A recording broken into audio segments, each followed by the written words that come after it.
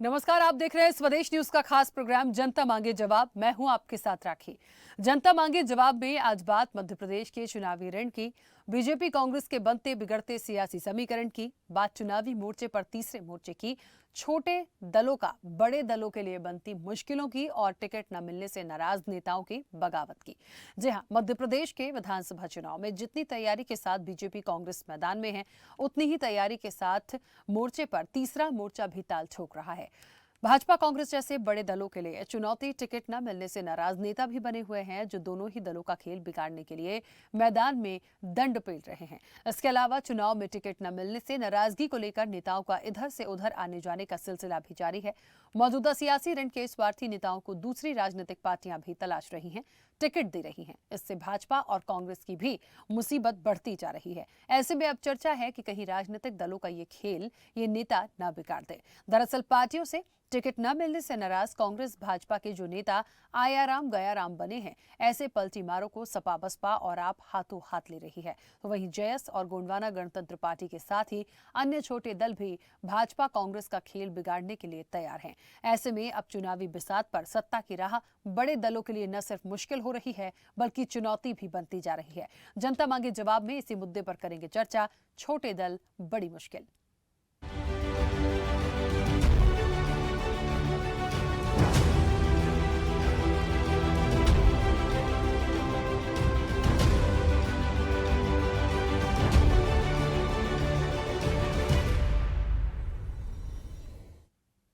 मध्य प्रदेश में चुनावी मोर्चे छोटे राजनीतिक दल यानी तीसरा मोर्चा बीजेपी कांग्रेस के लिए कितनी मुश्किलें खड़ी करने वाले हैं, ये एक बड़ा सवाल है। क्योंकि किसी भी चुनाव में मध्य प्रदेश में हमेशा से ही बीजेपी कांग्रेस दोनों ही दलों का दबदबा रहा है। लेकिन कुछ एक इक्का दुक्का सीटों पर सपा बसपा निर्दलीय प्रत्याशियों भाजपा कांग्रेस की राह में रोड़े बने रहे हैं। इस बार आम आदमी पार्टी भी पूरे जोर शोर के साथ चुनावी रण में उतरी है। तो वहीं सपा बसपा जयस और गोंडवाना गणतंत्र पार्टी जेडीयू ने भी अपने मोहरों को सियासी बिसात पर फिट किया है। बात टिकट कटने से नाराज दल बदलू नेताओं की करें तो ये भाजपा और कांग्रेस दोनों का चुनावी समीकरण बिगाड़ सकते हैं। इन पलटीमार नेताओं को बसपा सपा और आप हाथों हाथ ले रही है। उधर प्रदेश की कई सीटों पर कांग्रेस और भाजपा के बागियों ने मैदान संभाल लिया है। इनमें से कुछ दूसरे दलों से तो कुछ अन्य दलों से टिकट पाकर अपने मूल दल की मुश्किल खड़ी कर रहे हैं। बात कांग्रेस सपा जेडीयू यानी INDIA गठबंधन के बीच सीट शेयरिंग की करें तो मध्य प्रदेश विधानसभा चुनाव में सीटों के बंटवारे को लेकर सपा कांग्रेस के बीच उभरी राजनीतिक दूरी पर बसपा की नजर है। तो वहीं जेडीयू ने भी अपने प्रत्याशी मैदान में उतारे हैं। उधर विंध्य की 30 विधानसभा सीटों पर भाजपा कांग्रेस के लिए नारायण त्रिपाठी की पार्टी विंध्य जनता पार्टी भी चुनौती दे रही है। खुद नारायण त्रिपाठी मैहर से मैदान में हैं तो 40 सीटों पर उनके पार्टी के प्रत्याशी चुनावी रण में होंगे। ऐसे में सवाल यही है कि विंध्य में नारायण त्रिपाठी भाजपा कांग्रेस में किसे नुकसान पहुंचाएंगे। सपा और कांग्रेस में सीट शेयरिंग को लेकर नाराजगी का फायदा किसे मिलेगा, क्योंकि सपा बसपा आपके नेता तो कुछ सीटों पर मुकाबले को रोचक बना रहे हैं। वहीं कुछ सीटें ऐसी भी हैं जहां बागी और दल बदलू भी बीजेपी कांग्रेस को कांटे की टक्कर देने के लिए तैयार है। ऐसे में सवाल यही है कि सपा बसपा आप और निर्दलीय किसकी नाक में वो दम करेंगे। चुनावी बिसात पर जनता किसका साथ देगी और सत्ता की रेस में कौन पास होगा और कौन फेल। जनता मांगे जवाब में इसी मुद्दे पर करेंगे चर्चा, छोटे दल बड़ी मुश्किल में। लेकिन उससे पहले कुछ प्रतिक्रिया है वो आपको सुनाते हैं। नई पार्टी वो अहम चुनाव का निकाल कर चुनाव लड़ना चाहते हैं, उनको शुभकामनाएं देती हूं मैं। इससे ज्यादा मुझे नहीं लगता कि कोई टिप्पणी करने की जरूरत है, क्योंकि कांग्रेस पार्टी की जीत सुनिश्चित है। जनता मन बना चुकी है, हवा का रुख बदलने वाला है। देखिए, भारतीय जनता पार्टी विश्व का सबसे बड़ा राजनीतिक दल है और जैसा कि आप जानते हैं कि 18 करोड़ कार्यकर्ताओं वाली ये पार्टी है। तो हमारे हर बूथ पर हमारा एक कार्यकर्ता सजग प्रहरी के रूप में, जैसा हमारे प्रदेश अध्यक्ष जी ने कहा था कि झंडा और डंडा दोनों लेकर खड़ा है। तो कोई भी पार्टी आ जाए, कोई भी राजनीतिक दल आ जाए, हम बूथ विजय संकल्प का सपना लेकर चल रहे हैं और हर बूथ पे हम पार्टी को जीत दिलाएंगे। तो ये छोटी मोटी पार्टियाँ आके जरूर एक वोट काटने का काम कर सकती हैं, लेकिन ये भारतीय जनता पार्टी जैसे दल को कभी ना नुकसान पहुंचा पाएंगी, ना पहुंचा पाई थी। तो वाकई में देखिए, मध्य प्रदेश का विधानसभा चुनाव जो है बेहद रोचक है और जिस तरह से दल बदलूं की बात कर लीजिए, नाराजगी की बात कर लीजिए, अन्य दलों की बात कर लीजिए, तीसरा मोर्चा जिसे हम कह रहे हैं, निश्चित तौर पर ये बहुत बड़े समीकरण को बना सकते हैं, बिगाड़ सकते हैं। ऐसा इसलिए क्योंकि अभी वर्तमान में जो भारतीय जनता पार्टी में या कांग्रेस में जो मुख्य रूप से दो दलों को गिना जाता है, उसमें आम आदमी पार्टी तो अपनी बात रखती ही चली आई है कि हर स्टेट में वो पूरी ताकत के साथ चुनावी मैदान में है। इसके साथ साथ आप चाहे सपा की बात कर लीजिए, चाहे बसपा की बात कर लीजिए, चाहे जेडीयू की बात कर लीजिए, गोंडवाना गणतंत्र पार्टी की बात कर लीजिए, तमाम दल ऐसे हैं जो निश्चित तौर पर ताल ठोक रहे हैं। और ये क्या सरकार बनाएंगे, ये निर्णय जनता के ऊपर छोड़ दें हम, लेकिन यदि इनकी सीटें आती हैं तो ये किसको नुकसान पहुंचाएंगे और किसका समीकरण बिगाड़ देंगे, ये एक निश्चित तौर पर चर्चा का विषय है। किसी को भी कम नहीं आंकना चाहिए। यहाँ पर इस चर्चा को मैं आगे बढ़ाऊंगी। हमारे साथ मेहमान जुड़े हैं, सबसे पहले आपका परिचय करा दें। कांग्रेस का पक्ष रखने के लिए अनुमा आचार्य हमारे साथ जुड़ी हैं। अनुमा जी, बहुत स्वागत चर्चा में जुड़ने के लिए। सपा का पक्ष रखने के लिए शिल्पी चौधरी जी हमारे साथ जुड़ी हैं। शिल्पी जी, आपका भी बहुत स्वागत है। आम आदमी पार्टी का पक्ष रखने के लिए हेमंत जोशी हमारे साथ जुड़े हैं। हेमंत जी, आपका भी बहुत स्वागत है। और भारतीय जनता पार्टी का पक्ष रखने के लिए अब से कुछ देर में हमारे साथ अनिल गोयल जी जुड़ेंगे, उनका भी बहुत स्वागत है। और स्वदेश न्यूज के managing editor RP Srivastava ji हमारे साथ जुड़े हैं। आरपी श्रीवास्तव जी, आपका भी बहुत स्वागत है। चर्चा की शुरुआत सबसे पहले अनुमा जी आपसे ही करूंगी। मेरी आवाज पहुंच रही है? बिल्कुल पहुंच रही है। अनुमा जी, क्या लगता है मध्य प्रदेश का चुनाव और आना जाना, नाराजगी, उठापटक, टिकट्स आना, फिर उसके बाद बदल देना, इन सब के बीच में तीसरे मोर्चे को कांग्रेस किस तरह से ले रही है? देखिए, यहाँ पर अगर तीसरा मोर्चा आके लड़ेगा तो कोई प्रॉब्लम नहीं है, लोकतंत्र है, हर एक को लड़ने का हक है। हम उनको शुभकामनाएं दे रहे हैं। आपने सुना रागिनी नायक जी जो हमारी प्रभारी है मध्य प्रदेश में मीडिया की, उनका आपने सबसे पहले बाइट चलाया था। उन्होंने जो कहा वही मुझे कहना है, कोई अलग सोच ही नहीं है। हम जानते हैं ये लोकतंत्र है, हम सह अस्तित्व जानते हैं। हम ये मानते हैं कि जो अलग अलग पार्टियां हैं उनको अपने संवैधानिक हक से चुनाव लड़ने का भी हक है, तो लड़ने दीजिए। मध्य प्रदेश का ये समय बदलाव का समय है। जनता के मन में ये बदलाव की भावना आ चुकी है।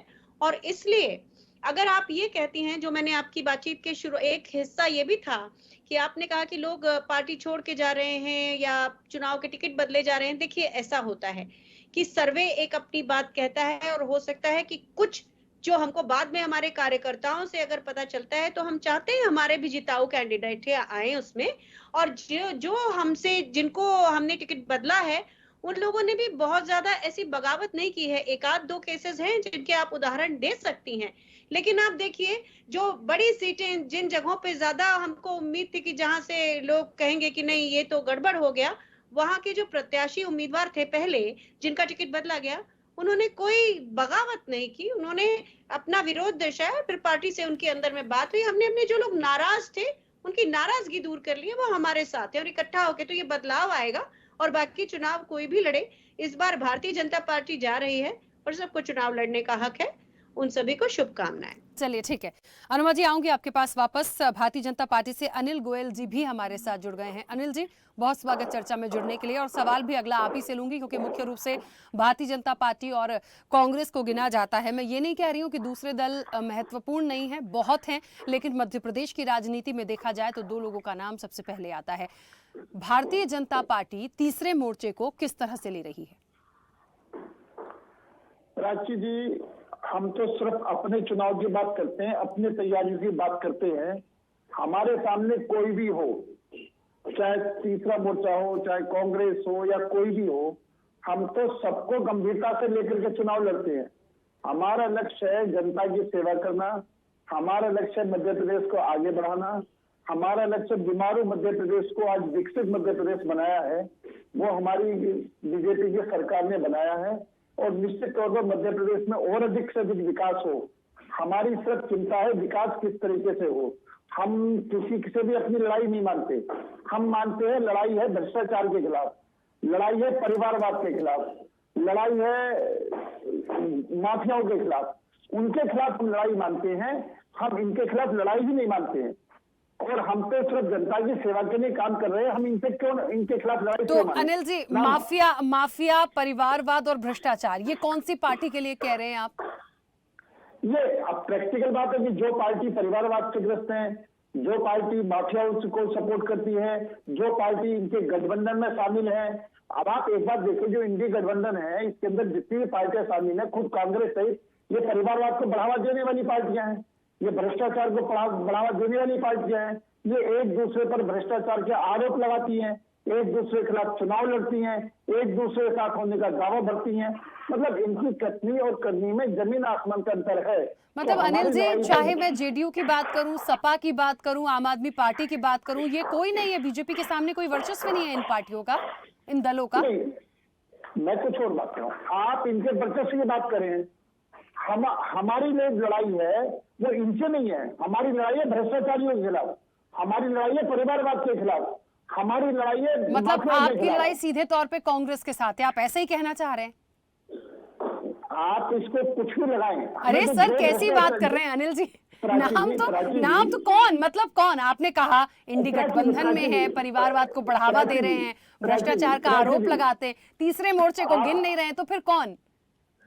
अनुमा जी, एक प्राची मिनट। जी, जो हमारी लड़ाई है जो परिवारवाद को बढ़ावा देते हैं उनके खिलाफ, हमारी लड़ाई है जो भ्रष्टाचार को बढ़ावा देते हैं उनके खिलाफ, हमारी लड़ाई है जो माफियावाद को बढ़ावा देते हैं उनके खिलाफ। अब वो पार्टियां अपने गिरवान में झांके कि वो किसको बढ़ावा दे रही हैं और किसके खिलाफ हम खड़े हुए हैं। हम देश की उन्नति चाहते हैं, मध्य प्रदेश की उन्नति चाहते हैं, हम देश के हर गरीब व्यक्ति तक सरकार की 100 योजनाओं को पहुंचाना चाहते हैं, लगातार हम पहुंचा रहे हैं। ठीक है। आप ये देखेंगे कि मध्य प्रदेश जो बीमारू प्रदेश था, आज मध्य प्रदेश विकसित प्रदेश हो रहा है, तो निश्चित तौर पर भारतीय जनता पार्टी ने भी काम के आधार पर ये करके दिखाया। ठीक है, हम उस पर बाद में आएंगे। शिल्पी जी भी हमारे साथ जुड़ी। अनुमा जी, जल्दी से बोलिएगा, कुछ कहना चाह रही थी। मैं ये कहना चाह रही थी कि चोर की दाढ़ी में कितने तिनके हैं, एक नहीं है, बहुत ज्यादा है। क्योंकि भ्रष्टाचार में बीजेपी ने 250 घोटाले किए हैं, ये सबको मालूम है, व्यापम से शुरू करके और पटवारी भर्ती घोटाला तक, और उसके आगे कृषि विस्तार अधिकारी घोटाला तक। फिर यहाँ देखिए, परिवारवाद की बात करते हैं तो हम देख लें, भारतीय जनता पार्टी में कैलाश विजयवर्गीय, आकाश विजयवर्गीय, मंदार महाजन, मतलब गिनेंगे ना तो गिनती कम नहीं, खत्म नहीं होगी।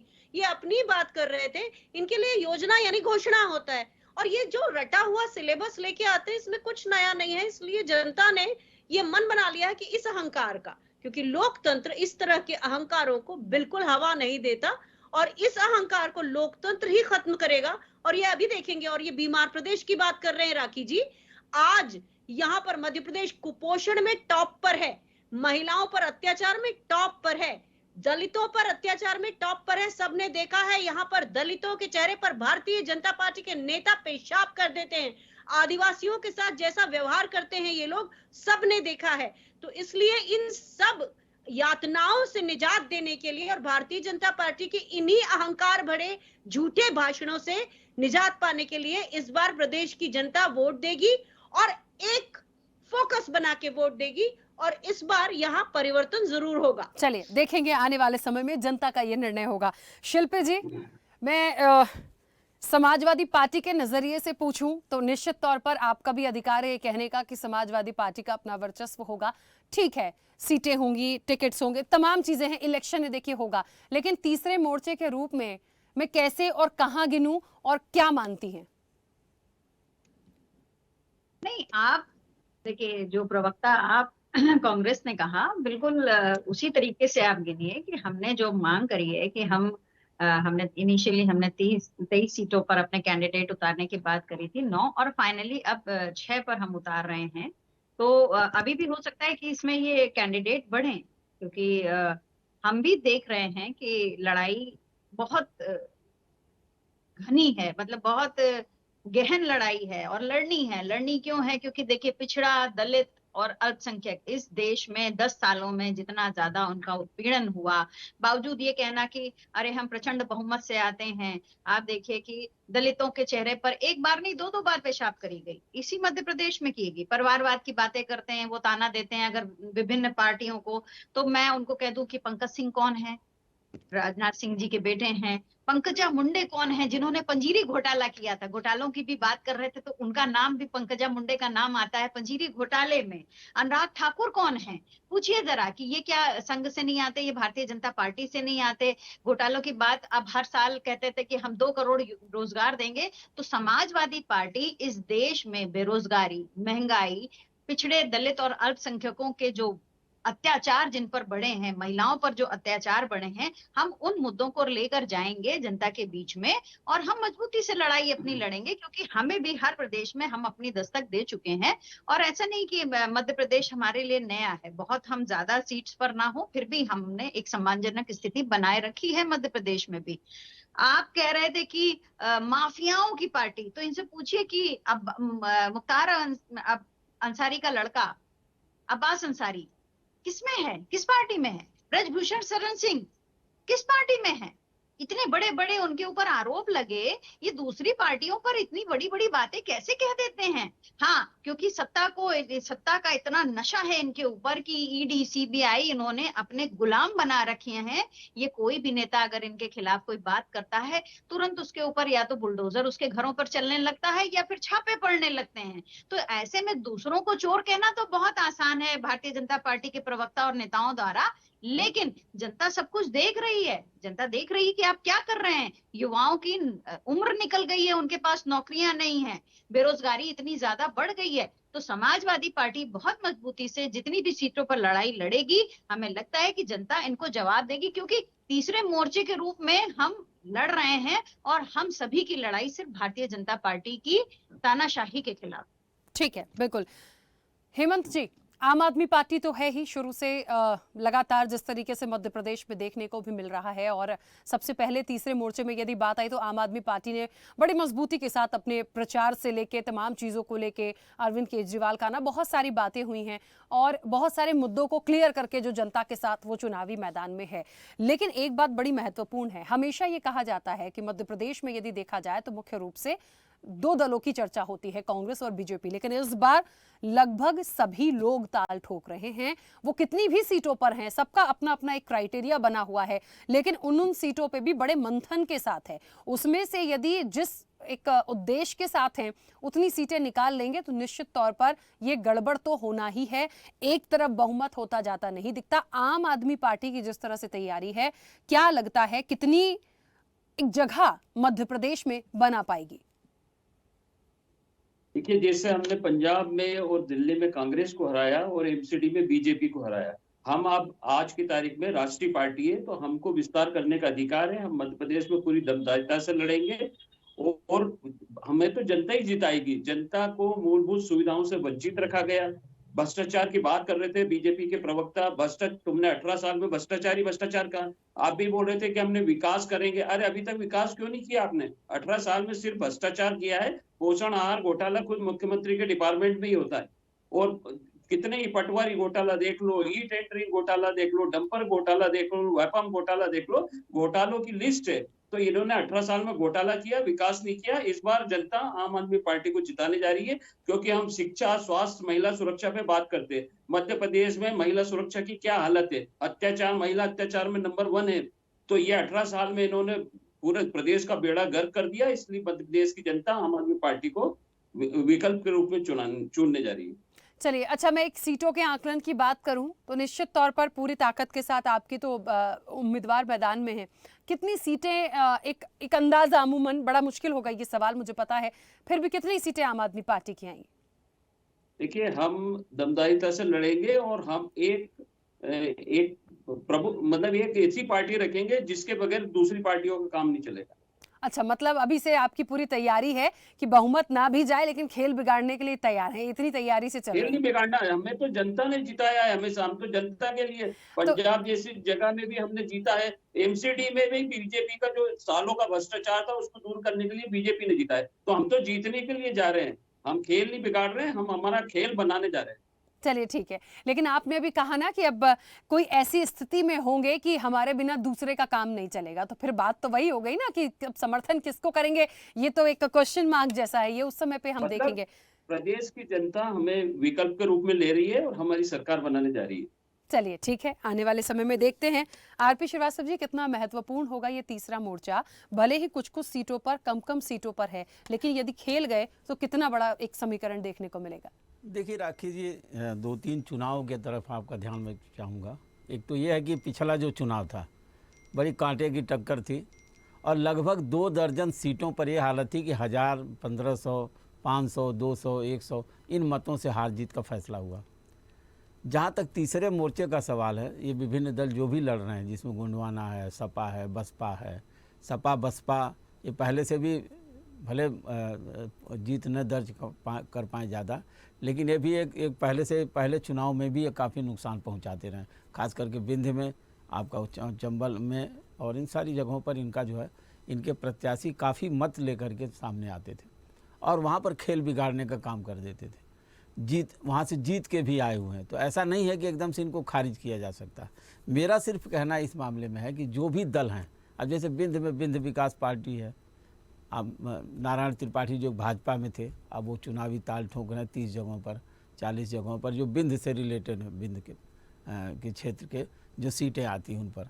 तो इन सारी चीज़ों को देखिए, तो जो ये कम मतों का अंतर, अगर कहीं इन पार्टियों को मत मिल गए तो ज़रूर खेल बिगाड़ेंगे, चाहे भाजपा का बिगाड़ें या कांग्रेस का बिगाड़ें। जहाँ तक सरकार बनाने का सवाल, हमें नहीं लगता कि आज की डेट में तीसरे मोर्चे की चाहे कितनी भी दावे किए जाएं कि वो सरकार बना लेंगे, तो ऐसी स्थिति तो नहीं बनती है। हाँ, पूरे एकदम कंबाइंड लड़ते और एक एजेंडा के तहत लड़ते तो हो सकता था कि चुनौती दे सकते थे। दूसरी सबसे बड़ी बात है, जहाँ तक सरकार बनाने बिगाड़ने की बात है, उसमें अगर इनके एमएलए, जैसे पिछले चुनाव में देखा, निर्दलियों की भी भूमिका बड़ी महत्वपूर्ण थी, बसपा के 2 एमएलए थे, उनकी भूमिका थी, सपा के 1 एमएलए भूमिका थी। मतलब बहुमत पाने के लिए अगर इस तरह की स्थिति निर्मित होती है या हंग असेंबली जैसी स्थिति आती है, तो इन दलों की भूमिका बढ़ जाती है और इसलिए जो है कोई भी सरकार बनेगी तो बिना इनके नहीं बन पाती है। अब क्या मोल भाव की बात अलग है कि किसके तरफ जाते, भाजपा की तरफ जाते, कांग्रेस की तरफ। देखिए, मुख्य मुकाबला किस में है, भाजपा और कांग्रेस में, जो अभी तक जो सामने आया है। ऐसा नहीं है, अगर ये सारे दल जो तीसरा मोर्चे का गठन होता, अब जैसे इंडिया गठबंधन है, उसमें 2 दल हैं, जेडीयू के भी लोग लड़ रहे हैं, सपा के लोग भी लड़ रहे हैं, तो ऐसा कोई गठबंधन तो हुआ नहीं, मतलब विधानसभा को लेकर के। अब लोकसभा में होगा ये अलग बात है, लेकिन सबसे बड़ी बात है कि जो कम मतों से सीटों का जो पिछले चुनाव में देखेंगे अंतर से जो हार जीत हुई है, उसमें इन दलों ने अगर वोट काट लिया या वोट ज़्यादा ले लिया तो दलों को, अन्य दलों को नुकसान पहुंचा सकते हैं। अब किस दल को कितना पहुंचाएंगे तो आने वाला समय बताएगा, लेकिन एक चीज़ पक्की है कि ये चुनाव बड़ा रोचक है मध्य प्रदेश का। और इनमें जो भी, जैसे आम आदमी पार्टी, आप देखिए कांग्रेस के बाद अगर सबसे ज़्यादा कोई तैयारी पिछले दिनों में करे तो आम आदमी पार्टी कर रही थी। सपा बसपा कोई ऐसा आंदोलन, कोई ऐसी व्यवस्था नहीं खड़ा कर पाई। जब चुनाव का टाइम आया तो ये लोग चुनाव लड़ने आ गए। लेकिन एक चीज़ और आपको ध्यान देना होगा कि जो नाराज नेता हैं, जिनको टिकट नहीं मिली, वो इन दलों से चुनाव लड़ रहे हैं, जिनका एक व्यापक जनाधार है। तो हो सकता है कि उसमें से कई लोग आ जाएं। आप देखिए, नारायण त्रिपाठी कांग्रेस से भी लड़े, सपा से भी लड़े, बाद में भाजपा से भी लड़ गए। तो चुनाव ऐसे नेता लड़ जाते जिनका अपना जनाधार होता है, और ये लोग इन दलों से अगर चुनाव टिकट लेके चुनाव लड़ रहे हैं तो कहीं न कहीं प्रभावित जरूर करेंगे, सीट जीत के भी आ सकते हैं क्योंकि उनका अपना जनाधार है। तो एक तरह से ये मान के चलिए कि कोई पार्टी लेवल पर अगर कोई, अभी देखिए मैं आम आदमी पार्टी के बारे में, कोई उनका ऐसा कोई जनाधार उन्होंने क्रिएट नहीं किया, लेकिन जो लोग दल छोड़ के आ रहे हैं और एक पार्टी, एक नेशनल पार्टी के रूप में आ गई है, तो निश्चित रूप से कहीं न कहीं असर डालेगी। लेकिन एक बात तय है राखी जी कि ये जो अगला चुनाव है, इसमें ये दल काफ़ी नुकसान पहुंचाएंगे उन जगहों पर जहां मार्जिन कम होगा, हार जीत का अंतर कम होगा, वहाँ इन दलों की विशेष भूमिका होगी। ये दल किसका वोट काटेंगे ये अभी से कह पाना बड़ा मुश्किल है, लेकिन ज़्यादा नुकसान किसको होगा, इन्हीं दोनों दलों, कांग्रेस और भाजपा को होगा। और शायद हो सकता है कि क्लियर मैंडेट भी ना आए इनकी वजह से, एक जो स्पष्ट बहुमत में भी हो सकता है ग्रहण लग जाए। तो मुझे लगता है कि इस बार का चुनाव जो मध्य प्रदेश में है, एक तरह से बड़ा चुनौतीपूर्ण है और इन दलों की भी भूमिका बड़ी महत्वपूर्ण होगी। बिल्कुल सही है। अनिल जी, एक बात है, देखिए तीसरे मोर्चे को इस वक्त महत्वपूर्ण इसलिए भी माना जा रहा है, चाहे हम समाजवादी पार्टी की बात कर लें, हम आम आदमी पार्टी की बात कर लें, मैंने और भी दलों के नाम लिए थे। आप ये देख लीजिए कि क्या किस हिसाब से सीटें होंगी, और यदि पूरा मैंडेट एक तरफ नहीं होता है तो ये बात बिल्कुल सही है कि ये किसके तरफ जाएंगे, नुकसान ये बीजेपी और कांग्रेस को ही पहुंचाएंगे, ये भी साफ है। तो इनके लिए ये बड़ा महत्वपूर्ण हो जाएगा। और अभी शिल्पी जी ने तो स्पष्ट रूप से कह दिया है कि भ्रष्टाचार के खिलाफ लड़ाई है, भ्रष्टाचार रूपी जो सरकार है, भ्रष्टाचार में डूबी हुई सरकार है भारतीय जनता पार्टी, उनके खिलाफ ये लड़ाई है। मिलकर सब लोग इसके लिए, मतलब एक मुझे ऐसा लग रहा है कि 2023 का ये विधानसभा 24 के रास्ते को बहुत क्लियर करेगा, क्योंकि वहां पे INDIA गठबंधन के साथ तमाम लोग एकता में बैठे हुए हैं।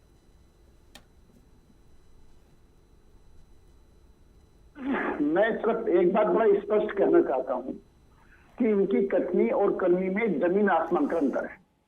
हम काम करके दिखाते हैं, ये घड़ियाली आंसू बहाते हैं। आज ये आदिवासियों की बात कर रहे हैं, हमने ही आदिवासियों के बीच में से एक योग्य महिला को राष्ट्रपति पद का उम्मीदवार बनाया, राष्ट्रपति बनाया, और इन्होंने उस आदिवासी महिला का विरोध करा। इन्होंने उसको सर्वसम्मति से बनने नहीं दिया। इसलिए आदिवासियों के लिए घड़ियाली आंसू बहाना और वोटों के टाइम में उनको याद करना, बाकी उनकी चिंता ना करना, ये कांग्रेस की फितरत है। और इसी तरीके से ये जो हमारे ऊपर आरोप लगा रहे हैं ईडी का, ये मैं ये कांग्रेस के राज में सीबीआई को पिंजरे का तोता माननीय कोर्ट ने कहा था। यानी अगर दुरुपयोग करती थी तो कांग्रेस करती थी सारी एजेंसियों का, और उस दुरुपयोग के अंदर आज वो हमारे ऊपर आरोप लगा रही है। तीसरी बात, ये भ्रष्टाचार की बात कहते हैं, ये भ्रष्टाचार की बात हमारे ऊपर आरोप लगा रहे हैं। इनका केजरीवाल जी कांग्रेस के सभी नेताओं पर भ्रष्टाचार के आरोप लगा चुके हैं। सभी नेताओं पर इन्होंने परिवारवाद के आरोप लगा चुके हैं संजय सिंह जी, और आज उन्हीं के साथ गठबंधन कर रहे हैं। और गठबंधन करने के बाद में आप ये देखें कि मध्य प्रदेश के अंदर आम आदमी पार्टी कांग्रेस की बुराई करेगी, मध्य प्रदेश के अंदर आम आदमी पार्टी समाजवादी पार्टी की बुराई करेगी, और लोकसभा में साथ में चुनाव लड़ेगी। किस मुंह से ये उनकी बुराई कर सकते हैं और किस मुंह से उनके साथ लड़ सकते हैं। इसी तरीके समाजवादी पार्टी कांग्रेस का विरोध करेगी, समाजवादी पार्टी आपका विरोध करेगी, और कहेंगे हम लोकसभा में साथ चुनाव लड़ेंगे। यानी इसका मतलब ये है कि ये झूठ अब बोल रहे हैं, या बाद में झूठ बोलेंगे, या पहले झूठ बोल रहे हैं। जनता ये सब देख रही है। जनता ये देख रही है कि इनको सिर्फ सत्ता पाने के लिए, सीट पाने के लिए जनता को बेवकूफ समझ रखा है। और दूसरे मतलब एक जो पार्टी काम कर रही है, जिसने देश को आगे बढ़ाया है, जिसने विश्व में देश का नाम करा है, जिसने अर्थव्यवस्था को कहां से कहां तक पहुंचा दिया है। आज भारत में चाहे चंद्रयान की बात करें, चाहे मंगलयान की बात करें, चाहे सूर्ययान की बात करें, चाहे गगनयान की बात करें, और चाहे एयर स्ट्राइक की बात करें, चाहे धारा 370 की बात करें, चाहे राम मंदिर में अयोध्या में राम मंदिर बनने की बात करें, आप ये देखें कि इतने काम करें जिसकी संख्या नहीं है। और ये सनातन धर्म को गाली देने वाले लोग हैं। अनिल जी, मैं विरोध तो नहीं कहूंगी या करूंगी, लेकिन एक बात सही है, ये बात हमेशा विपक्ष बोलता आया है कि राम मंदिर हो चाहे चंद्रयान हो, आप इन सब का क्रेडिट क्यों ले रहे हैं? माना कि सरकार का प्रयास होता है, लेकिन चंद्रयान को क्या भारतीय जनता पार्टी की सफलता बता रहे हैं आप? आप एक बात बताएं, राम मंदिर का मुद्दा बहुत वर्षों पुराना है, ठीक है, आपकी सरकार आई, प्रोसेस हुआ, सब कुछ ठीक है, लेकिन ओवरऑल क्रेडिट क्या हम बीजेपी को दे देंगे? बाकी लोग क्या भगवान राम को नहीं मानते? देखिए, मैं विरोध के लिए नहीं कह रही हूँ, ये चीज ऑब्जेक्टिबल है। आपकी बात बिल्कुल ठीक है, लेकिन अगर ये भगवान राम को मानते हैं, शिल्पी जी और अनुमा जी, जो इनके गठबंधन में शामिल है, सनातन धर्म को खत्म करने की बात करते हैं, बीमारी कहते हैं, उनको गले लगा रखा है इन्होंने। मैं क्या कह रहा हूँ कि इतनी कथनी और करनी में अंतर है। ये मुंह में राम बगल में छुड़े रखते हैं, यानी विरोधियों को गले लगाते हैं और अपने आप को राम भक्त कहते हैं। राम के नाम को काल्पनिक बताते हैं और अपने आप को राम भक्त कहते हैं। ये मध्य प्रदेश के अंदर भगवान राम का समर्थन करते हैं, और इनके जो राष्ट्रीय अध्यक्ष हैं उनके बेटे भगवान राम का विरोध करते हैं, सनातन धर्म का विरोध करते हैं। तो मेरा ये कहना है कि ये ही कंफ्यूज पार्टी है, कांग्रेस पार्टी नहीं, कंफ्यूज पार्टी है, और ये आपस में एक दूसरे की बुराई कर रहे हैं और आपस में एक दूसरे का विरोध कर रहे हैं, और जनता के बीच में जा रहे हैं कि हम दूध के धुले हुए हैं। जनता ये सब बात समझ रही है कि एक तरफ वो पार्टी है जो मध्य प्रदेश के हित में काम कर रही है, जो देश के हित में काम कर रही है, जो गरीबों के हित में काम कर रही है, जो आदिवासियों के हित में काम कर रही है। ठीक है, मतलब आप अकेले काफी हैं, बीजेपी अकेले काफी है, उन्हें तीसरे मोर्चे से का ना कोई भय है, ना उनको लगता है कि तीसरा मोर्चा उनकी गिनती में है। हमें किसी से भी कोई चिंता नहीं है। हम अपने काम के आधार पर अपने मध्य प्रदेश की सेवा करें, उसके आधार पर जनता के बीच में जा रहे हैं, और जनता हमें समर्थन करेगी। और आपने ये देखा कि इनके लिए तो कपड़े फट रहे हैं। जब कपड़े फटते तो एक दूसरे बांटते हैं, टिकट बांट रहे हैं, टिकट कैंसिल कर रहे हैं। आप ये देखो कितना सिर खतरनाक हो रहा है। कांग्रेस एक्सेप्ट कर चुकी है, अनिल जी, कांग्रेस एक्सेप्ट कर चुकी है कि हमारे यहाँ जितनी लड़ाई होती है या जितनी गुटबाजी होती है, हम उतनी ताकत के साथ एकता दिखाते हैं लास्ट में।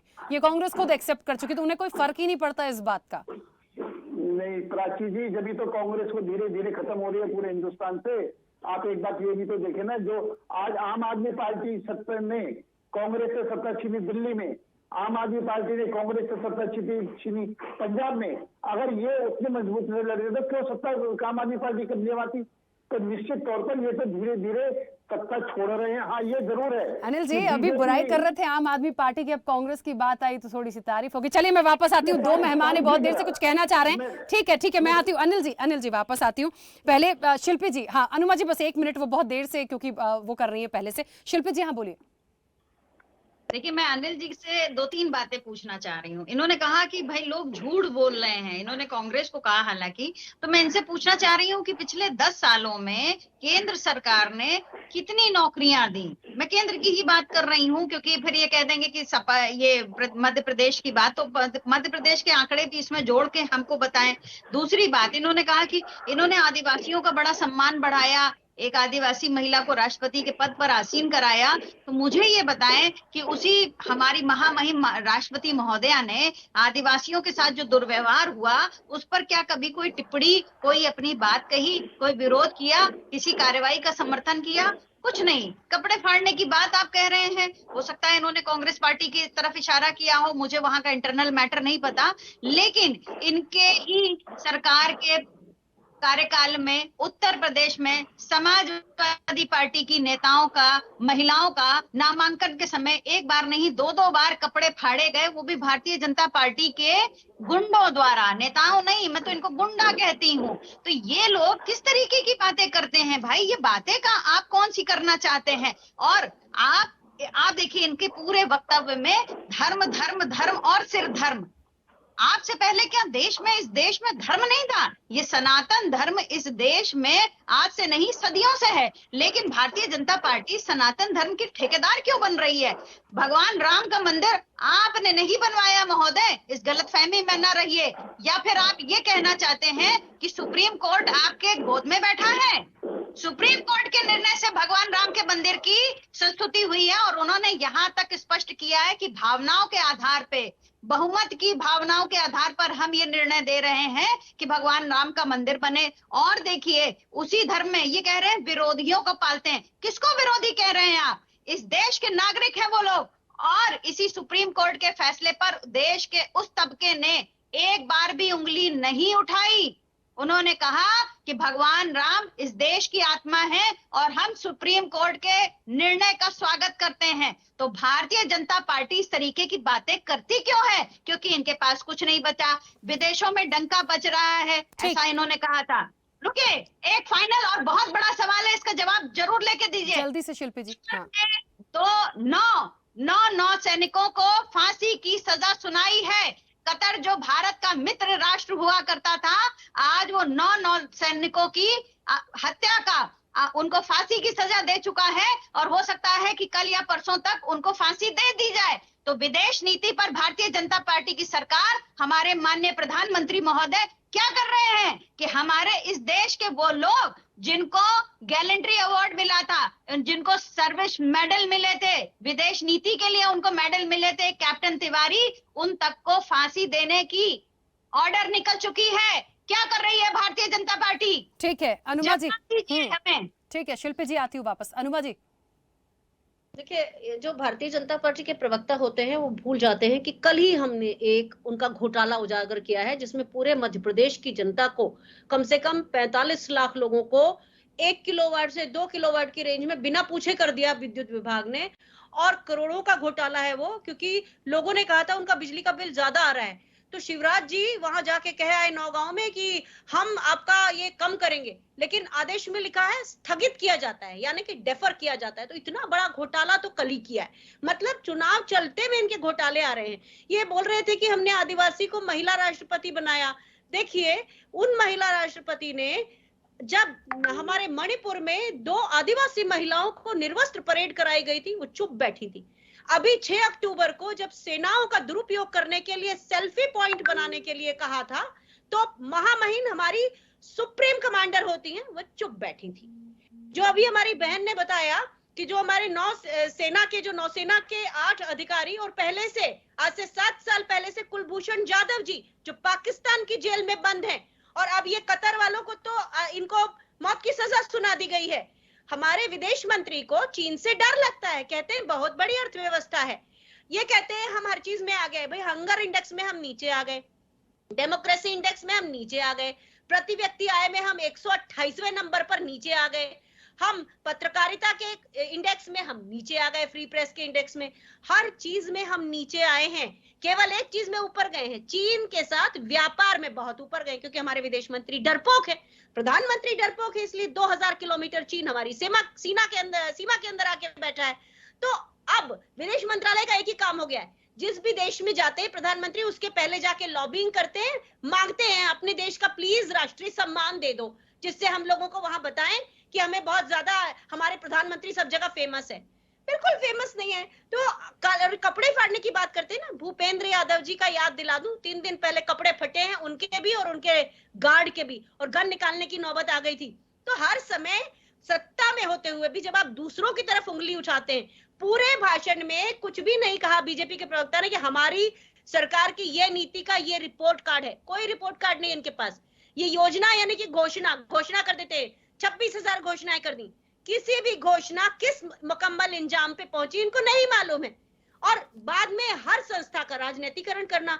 तो भारतीय जनता पार्टी के प्रवक्ता जमीनी सच्चाई से दूर हैं। आपसे बात करते करते मैं अभी हाल जी न्यूज का एक सर्वे देख रही थी, जिसमें उन्होंने ये कहा है, मैं नहीं कह रही हूं, जी न्यूज का सर्वे है, 146 सीटों से कांग्रेस सरकार बना रही है।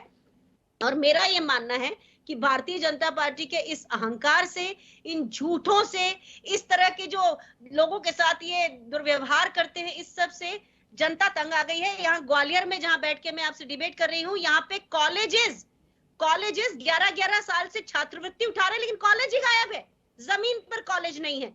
तो जिस सरकार के रहते हर तबके को भ्रष्टाचार का सामना करना पड़ा है, झूठों का सामना करना पड़ा है, ऐसी सरकार को तो जरूर नकारने वाले हैं। और जहां तक हमारा सवाल है, हम उन सभी पार्टियों के साथ अपना गठबंधन करेंगे जो लोकतंत्र का सम्मान करती हैं। 2024 के चुनाव के लिए भारतीय जनता पार्टी हर दूसरे मिनट संविधान बदलने के काम करती है, इसीलिए प्रशासनिक अधिकारियों को वो रथ के लिए रथ प्रभारी बनाया था। आज ही वो आदेश इलेक्शन कमीशन ने बोल दिया है कि 5 चुनावी राज्यों में नहीं होगा, और रथ नाम के शब्द का भी उपयोग जो है वो वर्जित कर दिया गया है। ठीक है। तो इतने सारे अगर इनको ठोकर लगती है, उसके बाद भी नहीं समझ में आता है, तो इस अहंकार को केवल लोकतंत्र जो है वो समझाएगा। ठीक है हेमंत जी, मुझे समाजवादी पार्टी का, कांग्रेस का बातों से स्टैंड जो बिल्कुल क्लियर समझ में आया है। जैसा कि उन्होंने, शिल्पी जी ने भी कहा, भ्रष्टाचारी रूपी जो सरकार है, भारतीय जनता पार्टी जो है उसके साथ उनकी लड़ाई है, वो इस लड़ाई को मिलकर लड़ेंगे। कांग्रेस ने भी क्लियर किया है कि यदि इस सरकार को हटाने के लिए, लोकतंत्र को बचाने के लिए यदि गठबंधन करके भी करना पड़ता है तो भी उसके लिए भी तैयार है। अब आम आदमी पार्टी यदि स्पष्ट बहुमत के साथ नहीं है, जैसा कि आरपी श्रीवास्तव जी ने कहा था, मध्य प्रदेश में फिलहाल ऐसी स्थिति नहीं दिखती है। इसको अदरवाइज ना लिया जाए कि कम आंका जा रहा है या ज्यादा आंका जा रहा है, जो फिलहाल वर्तमान में स्थितियां दिखती हैं। अब कांग्रेस आए या बीजेपी आए, लेकिन यदि स्पष्ट बहुमत नहीं हुआ और आम आदमी पार्टी की स्थिति ऐसी होती है कि वो कहीं ना कहीं उनके पास चॉइस होगा, देखिए कि क्या करना है, ये उनका निर्णय होगा, तो आम आदमी पार्टी ऐसे में क्या निर्णय लेगी? बड़ा मुश्किल होगा थोड़ा सा ये जवाब देना आपके लिए, लेकिन है, क्योंकि दूसरी तरफ 24 भी है और वहां भी गठबंधन है। देखिए, यदि होगा तो जो हमारे मुद्दों के समकक्ष होगा या हमारे मुद्दों को मानने वाली पार्टी होगी, हम उसके समर्थन में जाएंगे। ये हाइपोथेटिक क्वेश्चन है, अभी मैं कह नहीं रहा हूं कि हम अल्पमत में आ रहे हैं, हम तो बहुमत में आ रहे हैं। बट यदि ऐसा होता है 1%, तो हम ऐसी पार्टी के साथ जाएंगे जो हमारे शिक्षा, स्वास्थ्य, महिला सुरक्षा, भ्रष्टाचार, किसान, आदिवासियों के हित की बात करने वाली पार्टी होगी, हम उसको समर्थन देंगे। ठीक है, चलिए, बड़े कम शब्दों में आम आदमी पार्टी का स्टैंड बिल्कुल क्लियर है, ज्यादा कुछ बोलना ही नहीं है।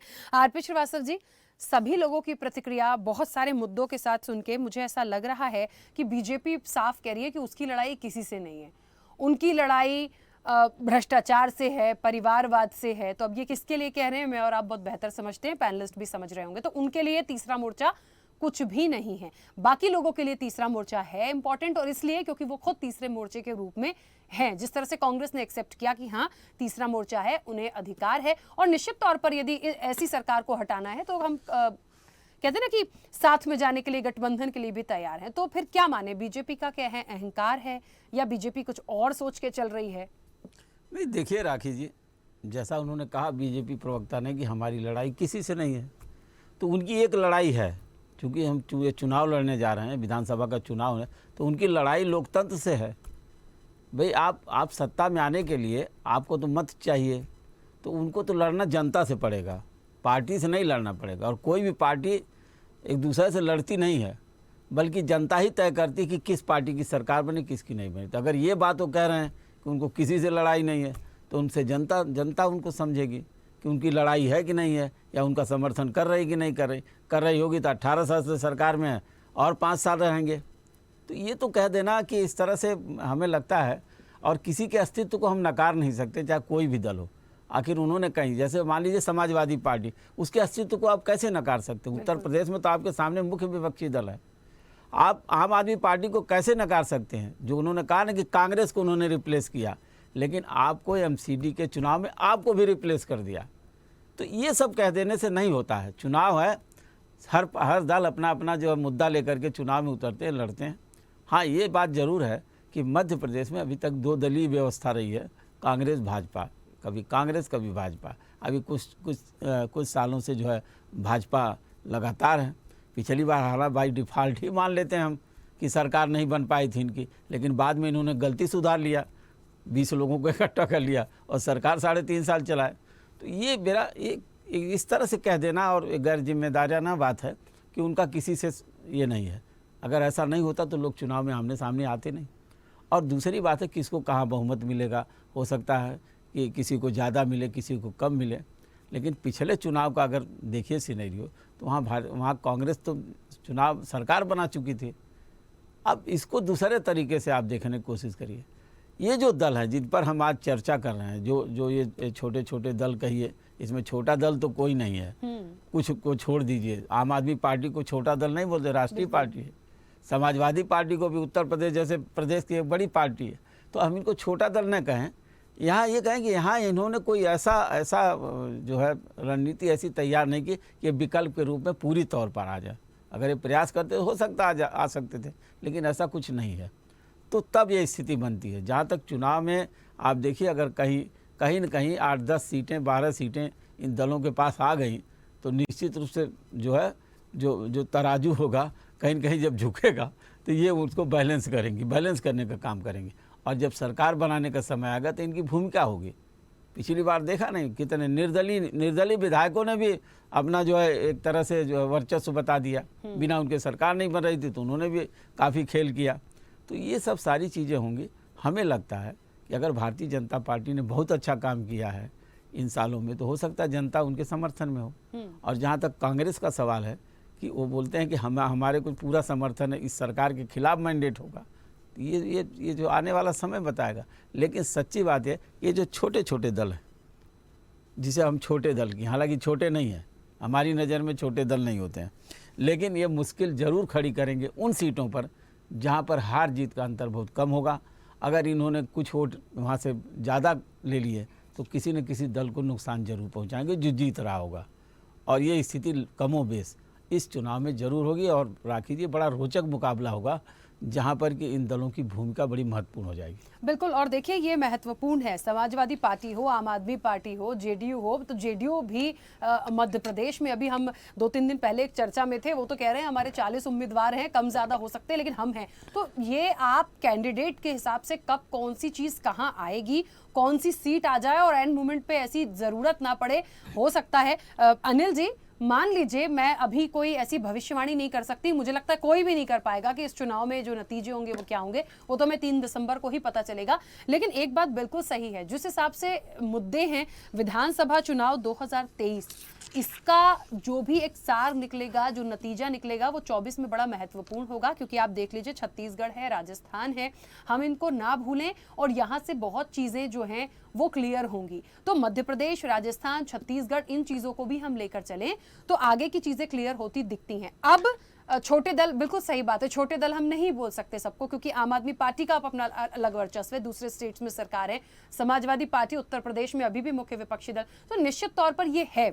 लेकिन मान लीजिए इस बार ऐसा कोई स्थिति बनती है, हो सकता है आप जिनको आज कह रहे हैं कि किसी से लड़ाई नहीं है या इन लोगों को आप नहीं गिन रहे हैं अपने सामने, आपकी लड़ाई परिवारवाद और भ्रष्टाचारियों से है, ठीक है, जिसके लिए भी आप कह रहे हैं, लेकिन हो सकता है आपको भी जरूरत इनकी पड़ जाए, तब क्या आप इनका दामन नहीं थामेंगे या इनको नहीं बुलाएंगे?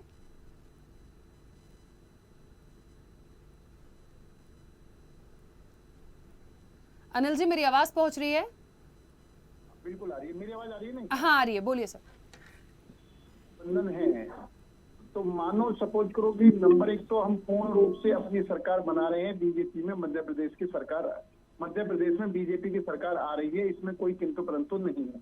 लेकिन जिन संभावना की आप बात कह रहे हैं तो उन संभावनाओं में सबसे पहले तो ये इंडी ग्रुप के लोग हैं, उनको ये तय करना पड़ेगा कि 2024 में भी इंडी गठबंधन में रहेंगे या इंडी गठबंधन को छोड़ेंगे। अगर कोई इंडी गठबंधन को छोड़ता है और कोई आवश्यकता होती है तो उस समय पर क्या होगा वो समय बताएगा। लेकिन हम 99% करेंगे, हम सरकार बना रहे हैं।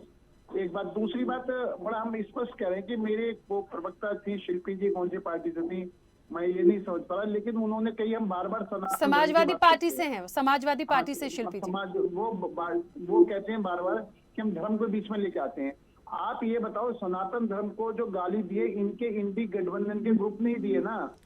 और सनातन धर्म को का उसका समर्थन कांग्रेस पार्टी के राष्ट्रीय अध्यक्ष के बेटे ने करा है ना। और कमलनाथ जी ने यहाँ पर मध्य प्रदेश के अंदर, उनकी भाषा कुछ और थी ना। आप ही बात बोल रहे हो और हम उस बात को स्पष्टीकरण दे रहे हैं। हम उस बात की बात करें तो हम धर्म की बात करें, ये धर्म की बात करें, ये धर्म की बात करते, ये धर्म को गाली देते तो सब ठीक है, लेकिन अगर हम उसका स्पष्टीकरण देते तो ये गलत है। और निश्चित तौर पर समाजवादी पार्टी ने अगर बहुत अच्छे काम करे होते तो उत्तर प्रदेश की जनता समाजवादी पार्टी को सत्ता से बाहर नहीं करती। और सही मायनों में समाजवादी पार्टी ने जो अपने शासनकाल में जो ऐशो आराम करे हैं, गरीब की जनता जो सर्दियों में बिखरी है, समाजवादी पार्टी के लोगों ने जो राम मंदिर में के राम स्वयंसेवकों पर गोलियां चलाई हैं, उसकी सजा इनको मिली है। तो इसलिए सनातन धर्म की बात करने का इनको अधिकार है, लेकिन ये इन्हें तय करना पड़ेगा कि हम उनके जो इंडी गठबंधन जो सनातन धर्म को गाली दे रहे उनके साथ है या उनके खिलाफ है। दूसरी बात, अभी हमारे लोकतंत्र में विश्वास की बात करिए।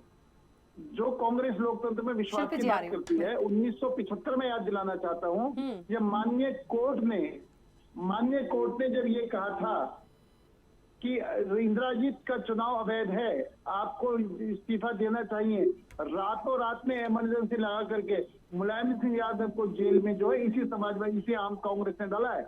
अभी समाजवादी प्रवक्ता बैठे उनको याद दिलाना चाहता हूँ, या आपके नेता को ठीक है रातों रात उठा करके जेल में डालने वाले अनिल जी एक छोटा सा सवाल है मेरा, 1 मिनट। देखिए, पुरानी चीजों में क्या क्या हुआ है ना हम भूल सकते हैं, ना आप भूल सकते हैं, ना ये पैनलिस्ट भूल सकते हैं, हमें सब पता है। और मैं एक शब्द में बोलूं तो दूध की धुली कोई भी सरकार या कोई भी राजनीतिक दल हो तो मुझे बता दीजिए, बीजेपी के साथ साथ कोई नहीं है, सबने अपने अपने समय पे बहुत सी चीजें करी हैं। बात हो रही है आज की, बात हो रही है वर्तमान की। इस वक्त देश में ये जो इलेक्शन आया है, इस वक्त कितनी चीजों को हमने देखा, मुख्य रूप से क्या मुद्दे हैं, किसकी लड़ाई है, जनता का नजरिया कितना बदला है, कितना सरकार से खुश है, भारतीय जनता पार्टी से नाखुश है तो क्यों है, और बाकी जो तीसरा मोर्चा है वो जो अपनी ताकत के साथ है उसको क्यों जनता चुनेगी, ये उनके लिए भी एक बड़ा टास्क है। तो हम उस पे बात करें। ये बात बिल्कुल, देखिए आज यदि आप समाजवादी पार्टी के लिए बोलेंगे, वो भी बीजेपी के लिए 4 बातें उनके पास रखी हैं, कांग्रेस के लिए बोलेंगे कांग्रेस के पास भी हैं। वर्तमान में मैं इलेक्शन की बात कर रही हूं कि आपको यदि जरूरत पड़ जाती है तो आप क्या उनको नहीं बुलाएंगे, क्या सरकार नहीं बनाएंगे, क्या पहले सरकार नहीं बनी है? और अभी एक बात आपने बोली थी कि उत्तर प्रदेश में समाजवादी पार्टी की सरकार क्यों चली गई यदि इतने अच्छे थे, तो मुझे बता दीजिए कि 2018 में फिर मध्य प्रदेश में क्या हुआ था। मतलब आपने काम नहीं किया, बीजेपी ने काम नहीं किया। बहुत सारे पॉइंट है अनिल जी फिर हमें बात करने के लिए। प्राची जी, देखो कुछ थोड़ा बहुत 19-20 होना और सरकार का बिल्कुल बाहर होना बहुत अंतर है। 19 पहली बात। दूसरी बात क्या है, मैं अब जो आपने बात की लोकतंत्र की हत्या की बात उन्होंने करी है, मैंने नहीं करी। अगर वो लोकतंत्र हत्या की बात करेंगे तो मुझे बताना पड़ेगा कि लोकतंत्र हत्या कब हुई है। और हम बड़ा स्पष्ट है कि मध्य प्रदेश के अंदर हम जनता की सेवा में लगे हुए हैं, आज तक जनता की सेवा लगातार करी है और हम एक बात बड़ा स्पष्ट कहते हैं कि हम जो है सत्ता पाने के लिए गठबंधन नहीं करते, हम कुर्सी पाने के लिए गठबंधन नहीं करते, हम बेमेल गठबंधन नहीं करते। रात को गाली देते हैं, सुबह साथ खड़े होते हैं, फिर अगले दिन गाली देने लगते हैं। आपके भी कुछ दल हैं। ओम प्रकाश राजभर का नाम जानते हैं या नहीं जानते हमारी हैं? नीतियाँ बड़ा स्पष्ट है नरेश अग्रवाल और को वो जानते नीति है हैं? जनता जो की सेवा, आपके मंत्री मध्य और प्रदेश कहते का हैं विकास, विस्की में बसे और राम हम और जिनमें उसके ऊपर बसे उसी ठर्रे में आधार बसे पर विष्णु जनता के बीच में जा रहे हैं, उसी आधार पर जनता से वोट मांग रहे हैं, और उसी आधार पर कि हमने चाहे मध्य प्रदेश के अंदर हमारी सरकार रही हो या हमारे पास केंद्र में हमारी सरकार है, दोनों जगह पर हमने काम करा है। डबल इंजन की सरकार ने दोनों जगह पर काम करा है। अगर आज हम जाएंगे तो रेलों में कितने सुधार हुआ है आप देख सकते हैं। ठीक है अनिल जी, हम विकास की बात तो अभी ना ही करें क्योंकि हम दूसरे विषय पर हैं। बहुत सारी सरकार के बहुत सारे बड़े बड़े विकास की चीजें आ जाएंगी, अब उस पे तो हम ना ही जाएं। ठीक है, हाँ 1 मिनट शिल्पी जी, एक मिनट आ रही हूँ। हाँ अनुमा जी बोलिए, एक छोटे से सवाल का जवाब भी दीजिएगा। अनुमा जी, क्या कांग्रेस को मुख्य रूप से गिना जाता है मध्य प्रदेश में, कांग्रेस और बीजेपी को गिना जाता है, क्या आपको भी लगता है कि किसी की जरूरत नहीं है कांग्रेस को, तीसरा मोर्चा कुछ भी नहीं है यहाँ पर? देखिए, हमने कभी नहीं कहा, हम तो समावेशी राजनीति के लोग हैं, हम तो इंक्लूसिविटी समझते हैं, हम सह अस्तित्व में विश्वास रखते हैं, हमें इस तरह की कोई प्रॉब्लम नहीं। पर मुझे एक आपत्ति है, आपके पूरे डिबेट के दौरान भारतीय जनता पार्टी के प्रवक्ता की फोटो लगी रही। क्यों, मुंह दिखाने से प्रॉब्लम है क्या हम लोगों को? हम क्या इतने भी छोटे हैं कि आप हमारे से बात नहीं करना चाहते हैं सामने आमने रूबरू होकर? ये आपका अहंकार है, ये तो बहुत ही गलत बात है। ऐसा क्या डिबेट? अगर वो किसी तरह से कोई प्रॉब्लम है तो दूसरी बात है, लेकिन कम से कम एक बार तो दिखना चाहिए उनको। पूरे समय बिना मुंह दिखाए अपना फोटो लगा के, क्या ये लोकतंत्र में इतना भी नहीं अधिकार मिलेगा हमको आपके प्रोग्राम में? और मेरा ये कहना था, बिल्कुल अधिकार है। और अनिल जी मेरा रिक्वेस्ट है, सॉरी मे भी कुछ टेक्निकल इशू हो सकता है स्काइप का, लेकिन मैं व्यक्तिगत नहीं बोलूंगी, बट थोड़ा सा यदि पॉसिबिलिटीज होती तो ये उन्होंने बोली है बात।